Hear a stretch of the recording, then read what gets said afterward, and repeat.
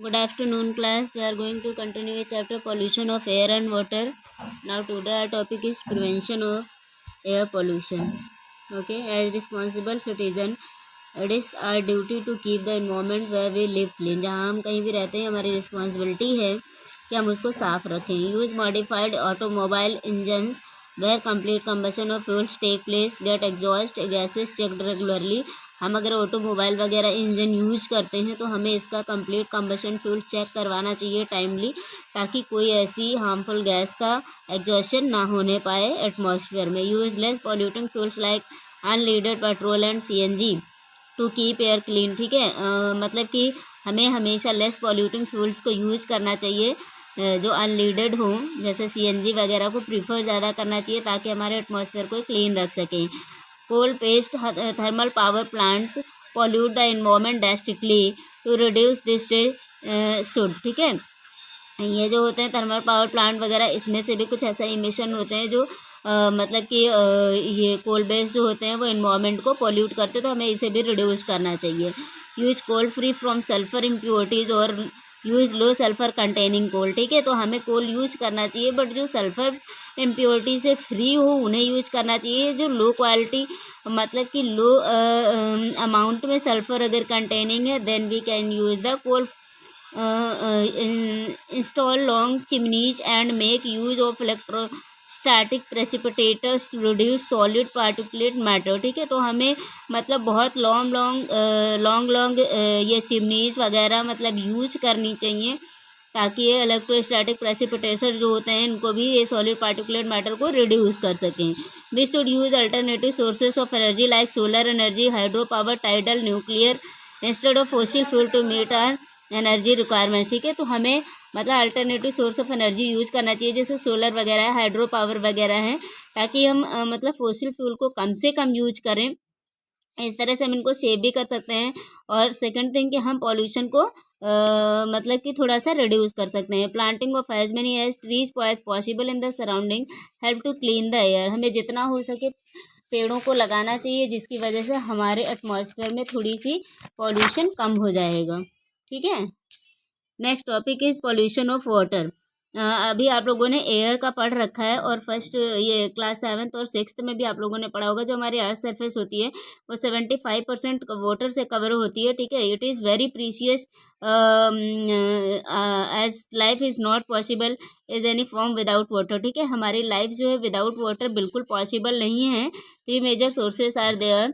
Surface water जिसको हम river, stream और स्प्रिंग लेक से लेते हैं. Now next one is ground water and water from the seas and ocean. ठीक है, any and every kind of human activity require water. सभी को चाहिए. बहुत सारी ऐसी एक्टिविटीज होती हैं जिसमें हमें वाटर की नीड होती है. So it is very precious and it is also known as life giving liquid. If it is discharged to the nearby water body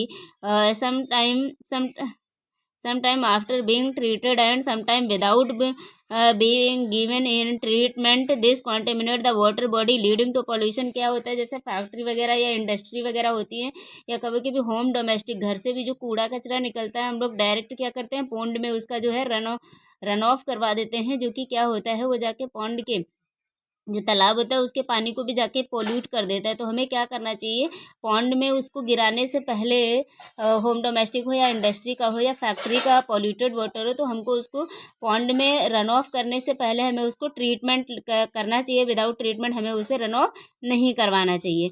इससे क्या होता है, जब आप डायरेक्ट कर देते हो तो ये वाटर को पॉल्यूट करता है जिसकी वजह से वाटर पोल्यूशन मतलब बढ़ता जा रहा है. और वैसे भी जो मतलब कि हम लोगों के जो ड्रिंकेबल वाटर होता है वो बहुत ही कम परसेंट में होता है. 0.01 करके 0.01 करके होता है, जो कि मतलब केवल ये जो है फिट फॉर ड्रिंकिंग होता है.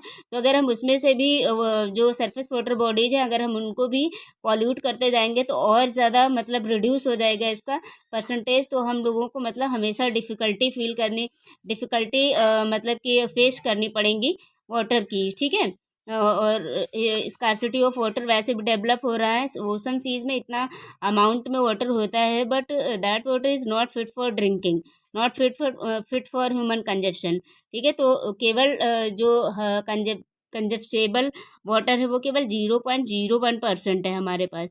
Sources of water pollution, there are many sources: industrial waste, synthetic detergent, agricultural run offs and oil leakage. Next one, oxygen demand bio waste, ठीक है।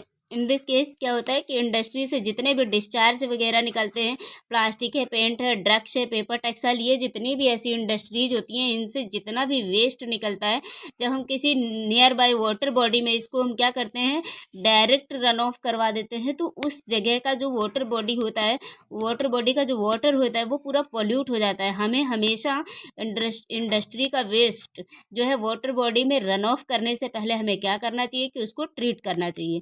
नाउ सिंथेटिक डिटर्जेंट, इसमें भी क्या होता है, जैसे घरों से आप लोग ये यूटेंसिल्स वगैरह, कपड़े वगैरह आप लोग धोते हैं, तो उससे डिटर्जेंट का जो अमाउंट होता है वो आप क्या करते हैं, डायरेक्ट आपके घर का जो वाटर होता है वो सारा जाके पॉन्ड में आप रन ऑफ करवाते हो। तो हमें डायरेक्ट नहीं करवाना चाहिए, इसको भी ट्रीट करके ही रन ऑफ करवाना चाहिए। Agricultural run off, they pollute the nearby water bodies with pesticide and fertilizers. हम लोग क्या करते हैं, जैसे अभी मॉडर्न जो एग्रीकल्चर है उसमें क्या होता है, हम लोग मैक्सिमम केमिकली प्रोसेस्ड, वो चाहे फर्टिलाइज़र हो या कोई साइड्स हो, तो हम लोग उसको ज़्यादा यूज कर रहे हैं मैक्सिमम अमाउंट में, जो कि हार्मफुल भी होता है।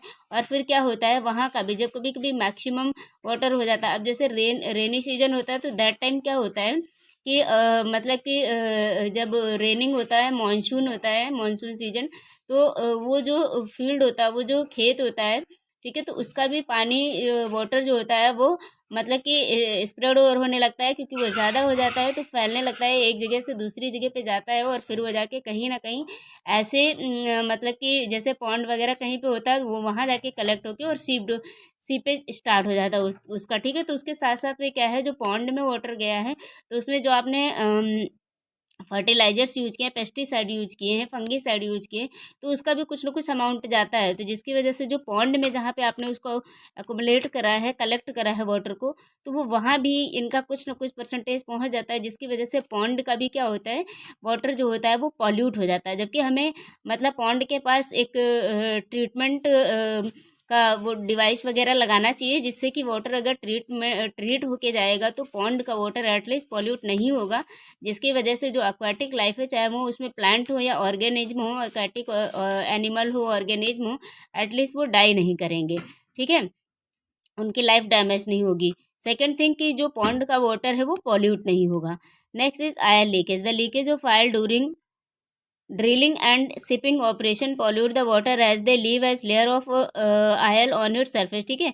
आयल लीकेज क्या होता है, ड्रिलिंग के टाइम पे क्या होता है कि जब शिपिंग ऑपरेशन करवाया जाता है, तो उसमें क्या होता है कि जैसे वाटर जो होता है, वो जो आयल होता है अगर लीक हो जाता है, तो वो क्या है, वाटर में जाएगा, और जाएगा तो वो उसकी सरफेस पे लेयर बना लेता है, जिसकी वजह से क्या करता है कि ये भी मतलब वाटर को पॉल्यूट कर देता है, उस पार्ट ऑफ पोर्शन को।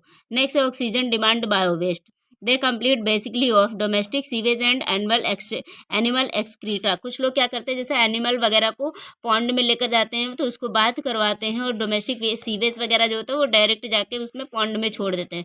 तो इस तरह से भी ये लोग क्या करते हैं, ऑक्सीजन की वहाँ पे जो होती है नीड होती है वो कम हो जाती है। तो जो एक्वाटिक एनिमल हैं वो तो उनकी लाइफ में इफेक्ट पड़ता है, बैड इफेक्ट पड़ता है। Bodies of dead animal lying in the water bodies, ठीक है, बहुत सारे लोग डेड एनिमल की जो बॉडीज होती हैं उसमें मतलब कर देते हैं। अनट्रीटेड वेस्ट फ्रॉम हॉस्पिटल, जो भी अनट्रीटेड वेस्ट हॉस्पिटल का होता है वो भी उसमें मतलब फ्लो ऑन करवा देते हैं। Food processing industries and slaughterhouses etcetera. Natural phenomena such as volcano, storm and earthquake also pollute water, इससे भी वाटर पॉल्यूट होता है। Effects of water pollution, water pollution के इफेक्ट्स क्या हैं कि जितने भी वाटर बोर्न डिजीजेज होंगे, if we are taking polluted water, तो बहुत सारी वाटर बोर्न डिजीजेज होती हैं जिनसे हमें क्या करना पड़ेगा, सफ़र करना पड़ेगा। इससे हेल्थ प्रॉब्लम जो होती है, न्यूमरस डिजीजेज कॉज होती हैं, और हेल्थ प्रॉब्लम जो है वो बढ़ती जाती हैं। Now we are finishing today lecture.